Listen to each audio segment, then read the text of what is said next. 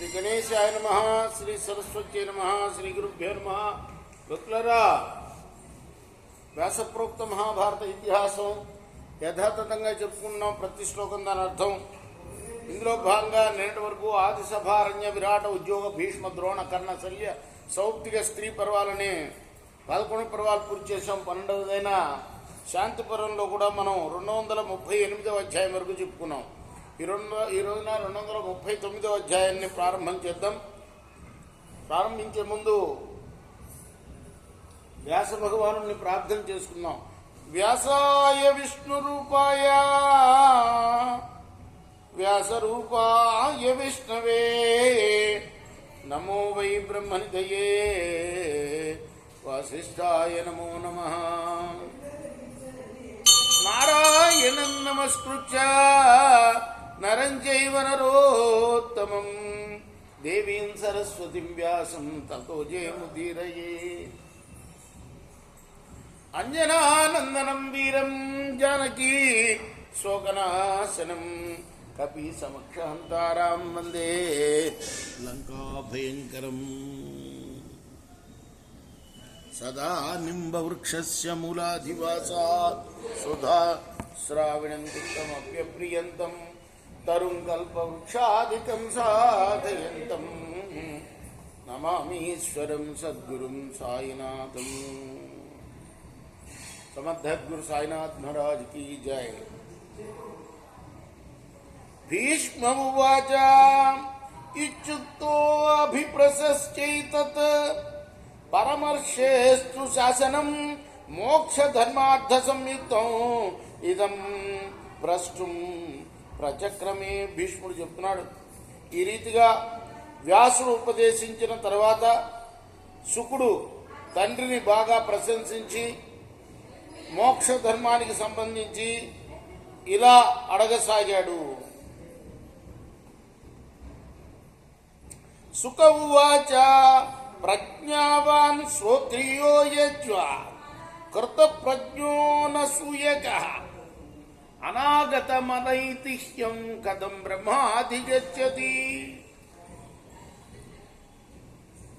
ప్రజ్ఞావంతుడు, శ్రోత్రియుడు, యజమాని, కృతప్రజ్ఞుడు, అసూయారహితుడైన వాడు ప్రత్యక్ష అనుమాన శబ్ద ప్రమాణాలతో కూడా ఇదమిద్దమని నిరూపించరాని బ్రహ్మను ఎలా పొందుతాడు? తపసా బ్రహ్మచర్యేన సర్వత్యాగేన మేధయా సాంఖ్యే వా యది వా యోగే ఏతత్ సృష్టో వదస్వమే. సాంఖ్యంలో గాని యోగంలో గాని తపస్సు, బ్రహ్మచర్యం, సర్వస్వ త్యాగం, మేధాశక్తి వీటిలో దేంతో బ్రహ్మ సాక్షాత్కారం కలుగుతుంది చెప్పండి. మనసశ్చేంద్రియాణాంచ యథైకాగ్ర్యమవాప్యతే ఏనోపాయేన పురుషై తత్వం వ్యాఖ్యాతుమర్హసి. మనిషి ఏ ఉపాయం ద్వారా మనస్సును, ఇంద్రియాలని ఏకాగ్రతతో ఉంచగలడు? దాన్ని వివరంగా చెప్పండి. వ్యాస ఉవాచ నాణ్యత్ర విద్యా తపస్సో నాణ్యత్రేంద్రియ నిగ్రహ నాణ్యత్ర సర్వసంత్యాగాద్ సిద్ధిం విందతి కశ్చన. విద్య, తపస్సు, ఇంద్రియ నిగ్రహం, సర్వస్వ పరిత్యాగం ఇవి లేకుండా ఎవ్వడు కూడా సిద్ధి పొందలేడు. మహాభూతాని సర్వాణి పూర్వసృష్టి స్వయంభువ భూయిష్టం ప్రాణభృద్గ్రామే నివిష్టాని శరీరిషు. మహాభూతాలన్నీ కూడాను విధాత యొక్క తొలి సృష్టి. అవి సమస్త ప్రాణుల్లోనూ సర్వదేహధారుల్లోనూ దాదాపుగా పూర్తిగా నిండి ఉంటాయి. భూమేర్దేహో జలాత్ స్నేహ జ్యోతిష చక్షుషీ స్మృతి ప్రాణాపానాశ్రయో వాయు ఖేష్వాకాశం శరీరణం. దేహదారుల దేహం భూమి నుండి, స్నేహం జలం నుండి, అగ్ని నుండి కళ్ళు, వాయువు నుండి ప్రాణాపానాలు ఏర్పడ్డాయి. నాసిక, చెవి మొదలైన రంధ్రాల్లో ఆకాశం ఉంటుంది. క్రాంతే విష్ణుర్జలే క్రాంతే విష్ణుర్బలే శక్ర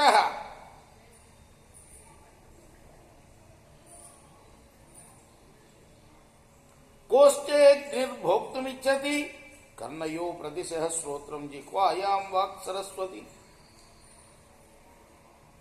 నడకలో విష్ణు, నడక కాదు, పాదాల్లో విష్ణు, బాహుబలంలో ఇంద్రుడు, ఉదరంలో అగ్ని ఉంటాయి. ఆ అగ్నికి బుభుక్ష ఉంటుంది. చెవుల్లో శ్రవణ శక్తి, దిక్కులు ఉంటాయి. నాలుకపై సరస్వతి ఉంటుంది. కన్నో త్వచక్షుషి జిహ్వా నాసికా చైవ పంచమి దర్శనీయేంద్రియోక్తాని ద్వారాన్యాహార సిద్ధయే. చెవులు, చర్మం, కళ్ళు, నాలుక, నాసిక ఈ ఐదింటిని జ్ఞానేంద్రియాలు అంటారు. ఇవే విషయాల్ని అనుభవిస్తాయి, విషయ ద్వారాలు. శబ్దస్పర్శ తథారూపం రసో గంధశ్చ పంచమః ఇంద్రియార్థాన్ పృథక్ విద్యా ఇంద్రియేభ్యస్తు నిత్యదా. కర్ణం దగ్గర నుంచి చెప్పారు కదా, చెవులు, చర్మం, కళ్ళు, నాలుక, నాసిక. అలానే వాటి విషయాలు ఏమిటి? శబ్దం చెవులకి, తర్వాత చర్మానికి స్పర్శ, కళ్ళకి రూపం, నాలుకకి రసం, నాసికకి గంధం వాసన. ఇవి ఇంద్రియ విషయాలు. ఇవి ఎప్పుడు కూడా ఇంద్రియాల కన్నా వేరు. ఎలా వేరు? మన ఇంద్రియం దాని మీదకు పోతేనే, ఆ విషయం మీదకు పోతేనే మనకు అతుక్కుంటుంది. ఆ ఇంద్రియాలని మనసులోకి తిప్పి, మనసును దేవుడిలోకి తిప్పితే విషయం వేరు, ఇంద్రియం వేరు. ఇంద్రియాన్ని భ్రమయుంతే వశ్యాంతే నాజిన మనశ్చాస్య సదా యుంతే భూతాత్మ హృదయాశ్రిత. సారథి అశ్వాలను తన అదుపులో ఉంచుకొని స్వేచ్ఛానుసారం నడిపించినట్లుగా ఈ మనస్సు అనేది ఇంద్రియాలని లొంగ తీసుకొని తన ఇచ్ఛను బట్టి నడుస్తుంది. ఆ మనస్సును హృదయస్థుడైన జీవుడు సదా అనుశాసిస్తాడు. ఇంద్రియాణం తథైవేషాం సర్వేషాం ఈశ్వరం మనః నియమే చ విసర్గే చ భూతాత్మ మానసస్తథ. మనస్సు ఇంద్రియాధిపతి, ఇంద్రియ ప్రవృత్తికి ప్రేరకమైనట్లు హృదయస్థుడైన జీవుడు మనస్సును నిగ్రహించడంలోనూ అనుగ్రహించడంలోనూ సమర్థుడవుతాడు. ఇంద్రియాణి ఇంద్రియార్థాస్య స్వభావశ్చేతన మనః ప్రాణాపానోచ జీవస్య సత్యం దేహేషు దేహినాం. ఇంద్రియార్థాలు స్వభావం, చేతన, మనస్సు, ప్రాణాపానాలు జీవుడు ప్రాణుల శరీరాల్లో ఎప్పుడూ ఉంటాయి. ఆశ్రయో నాస్య సత్వస్య గుణా శబ్దో న చేతన సత్వం హి తేజ సృజతి న గుణాన్ వై కథంచన. బుద్ధికి శరీరం ఆశ్రయం కాదు. గుణాలు, శబ్దం, చేతన ఇవి కూడా బుద్ధికి ఆశ్రయాలు కాదు. బుద్ధి చేతనను సృష్టిస్తుంది, కానీ గుణాలను సృష్టించలేదు. గుణాల కార్యమే బుద్ధి. ఏవం సప్తద సందేహే వృతం షోడశ భిర్గుణై మనిషి మనసాభిప్రాత్మానమాత్మని. ఈ రీతిగా ధీమంతుడైన బ్రాహ్మణుడు పంచేంద్రియాలు, 5 ఇంద్రియార్థాలు, స్వభావం, చేతన, మనస్సు, ప్రాణం, అపానం, జీవుడు అనే షోడశ అంటే 16 గుణాలచే ఆవరింపబడిన పరమాత్మను బుద్ధి ద్వారా అంతఃకరణంలో సాక్షాత్కరించుకుంటాడు.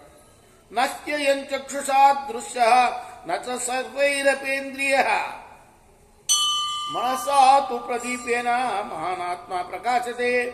పరమాత్మను కంటితో చూడలేము, సర్వేంద్రియాలతో కూడా గ్రహించలేము. మనస్సు అనే దీపంతోనే పరమాత్మ ప్రకాశిస్తాడు. అశబ్దస్పర్శ రూపం తద్ అరసగంధమవ్యయం అశరీరం శరీరేషు నిరీక్షేత నిరింద్రియం. ఆత్మకి శబ్దస్పర్శ రూపరసగంధాలు లేవు, దానికి వికారం లేదు, దానికి శరీరం లేదు, దానికి ఇంద్రియాలు లేవు. అయినా శరీర అంతర్భాగంలోనే ఆత్మానుసంధం జరగాలి. అవ్యక్తం సర్వదేహేషు మర్త్యేషు పరమాశ్రితం యో అనుపశ్యతి సప్రేచ్ఛ కల్పతే బ్రహ్మ పూయసే. వినాశ స్వభావం గల ఈ శరీరాలన్నింటిలో అవ్యక్తంగా ఉన్న పరమేశ్వరుని నిరంతరము ఎవరైతే చూడగలుగుతాడో వాడు మరణానంతరం బ్రహ్మభావాన్ని పొందగలుగుతాడు. విద్యాభిజన సంపన్నే బ్రాహ్మణే గవిహస్తిని సునిచైవ స్వపాకేచ పండిత సమదర్శన. కొంచెం ఒక చిన్న మాట తప్పితే మిగతా అంతా భగవద్గీతలో శ్లోకమే. విద్యా వినయ సంపనే బ్రాహ్మణే గవిహస్తిని అని అంటుంది భగవద్గీత. వ్యాసుడిగా రాసింది కాబట్టి అందులో కూడా, అంటే భారతంలోదే భగవద్గీత కూడా అనేక సార్లు ఆ సంగతి చెప్తే కానీ ఆధ్యాత్మిక విద్య చరివిత చరవణంగా చెప్తుంటేనే మనసుకు ఎక్కుతుంది అనమాట. అందుకోసం చెప్తున్నాడు.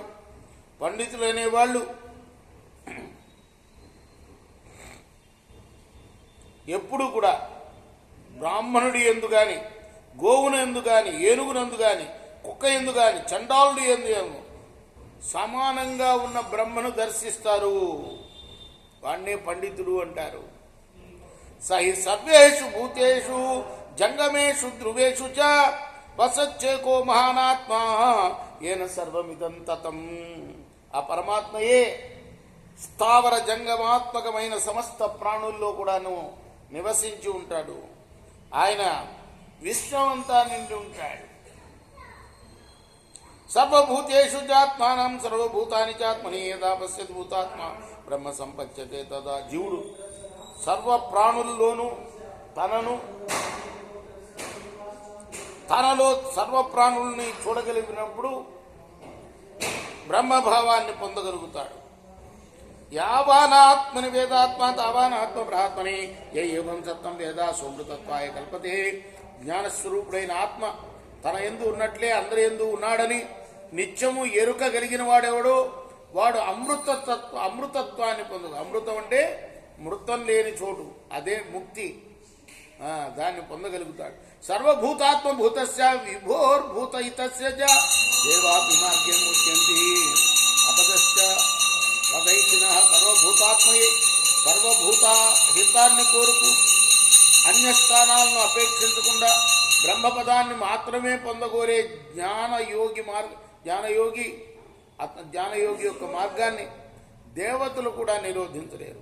శకుంతానాం ఇవాకాశే మత్స్యానాం ఇవ చోదకే యథాగతిర్న దృశ్యేత తథా జ్ఞాన విధాంగతి. ఆకాశంలో పక్షుల అడుగుజాడలు ఎవరికి కనిపించవు, నీటిలో చేపల అడుగుజాడలు ఎవరికి కనిపించవు. అదే రీతిగా జ్ఞానుల గమనం కూడా ఎవరికి అంతుపట్టదు. కాలః పచతి భూతాని సర్వాణ్యేవాత్మనాత్మని యస్మిన్ సుపచ్యతే కాలః తం వేదేహ న కశ్చన. కాలం సమస్త ప్రాణుల్ని స్వయంగా తనలో పరిపక్వం చేస్తుంది.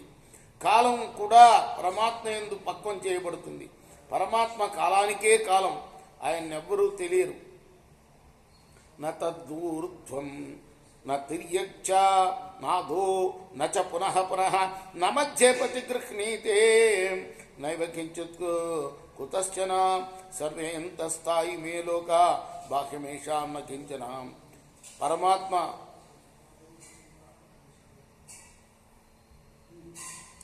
అంటే పరమ ఆత్మ పైన ఉండదు, అది కింద ఉండదు, అడ్డంగా ఉండదు, అటు ఇటుగా ఉండదు, మధ్యలో ఉండదు. ఏ స్థాన విశేషము దాన్ని గ్రహించలేదు. ఒక తావు నుండి మరొక తావుకు అది వెళ్ళదు. లోకాలన్నీ పరమాత్మలోనే ఉంటాయి. పరమాత్మకు వెలుపల ఏది ఉండదు. యజ్జస్రం సమాగచ్చేత్ యదా భానో గుణచ్యుత నైవాంతం కారణస్యేయాన్ మనోజవ. ఎవరైనా అల్లత్రాటి నుండి వెళ్ళిన బాణంలా నిరంతరం మనోవేగంతో పరిగెత్తినా జగత్కారుడైన ఆ పరమాత్మ అంతు చూడలేదు. తస్మాత్ సూక్ష్మతరం నాస్తి స్థూలతరం తతః సర్వత పాణిపాతం తత్సర్వతోక్షి శిరోముఖం. సర్వతః శృతిమల్లోకే సర్వమావృత్య తిష్టతి. సూక్ష్మమైన పరమాత్మ కన్నా సూక్ష్మతరమైనది ఏదీ లేదు. ఆయన కన్నా స్థూలతరమైన వస్తువు కూడా లేదు. ఆయన కన్నా పెద్ద వస్తువు లేదు, ఆయన కన్నా చిన్న వస్తువు కూడా లేదు. అత్యంత సూక్ష్మంగా ఉంటాడు, అత్యంత పెద్దగా కూడా ఉంటాడు. పరమాత్మకు అన్ని వైపులా పాదాలే, అన్ని వైపులా కళ్ళే, అన్ని వైపులా తలలే, అన్ని వైపులా ముఖాలే, అన్ని వైపులా చెవులే, సమస్తాన్ని వ్యాపించి ఉంటాడు పరమాత్మ. తదేవాణోరనుతరం తన్మహద్యో మహత్తరం తదంతః సర్వభూతానాం ధ్రువంతిష్టన్న దృశ్యతే. అది అణువు కన్నా అనుతరమైనది, మహద్వస్తువుల కన్నా మహత్తరమైనది. అది సమస్త ప్రాణుల్లోనూ నిశ్చయంగా ఉంటుంది, అయినా కనిపించదు. అక్షరం చైవ ద్వైదీభావో యమాత్మన క్షర సర్వేషు భూతేషు దివ్యంతం మృతమక్షరం. ఆత్మకు రెండు స్థితులు, క్షరము అక్షరము అని రెండు. సమస్త ప్రాణుల్లోనూ అక్షర రూపంలో ఉంటుంది. దివ్యము చేతనా స్వరూపమైన ఆత్మ అక్షరం. నవద్వారం పురం గత్వో హంసోహి నియతో వసి ఈశ సర్వస్య భూతస్య స్థావరస్య జలస్య చ. స్థావర జంగమాత్మకాలైన సర్వ ప్రాణులకు ఈశ్వరుడైన అనన్యాధీనుడైన పరమాత్మ నవద్వారపురమైన ఈ శరీరంలోకి ప్రవేశించి హంసరూపంగా స్థిరంగా ఉంటాడు. ఈ దేహానికి నవద్వారపురం అంటారు. రెండు చెవులు, రెండు కళ్ళు, రెండు ముక్కులు, నోరు, నాభి, ఉపస్థ, గృద్రం, ఇవన్నీ 9 ద్వారాలు అంటారు. ఇందులో నివసించి ఉంటాడు.